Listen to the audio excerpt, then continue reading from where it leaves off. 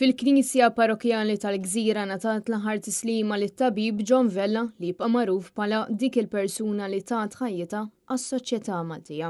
Waqt l-omelija tal-funeral tiegħu, l-eks deputat nazzjonalista John Vella ġie deskritt bħala bniedem li dejjem kien integru u dejjem mexa f'ħajtu b'unur, rispett u determinazzjoni. Fil-fatt dawk kollha li kellhom ix-xorti li iltaqgħu ma' John Vella matul ħajjithom jafu kif hu qatt ma ħadem bil-kejl imma dejjem assigura li jaqdi dmirietu.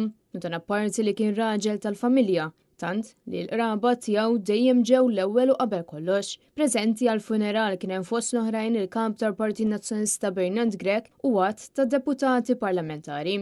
John Vella miet fl-età ta' 86 sena u serva bħala membru parlamentari nazzjonalista fejn tala l-ewwel darba fil-Parlament Malti lura fl-1981. Dan apparti karriera twila fis-settur mediku fil-ħidma tiegħu bħala tabib magħruf l-iktar fil-komunità ta' Gżira. John Vella kien kandidat tal-Partit Nazzjonalista fuq id-19 distretti fil-moment li serva f'diversi kumitati u ġielet kemm felaħ il-vjolenza politika tas-soċjaliżmu estrem ta' tmeninijiet.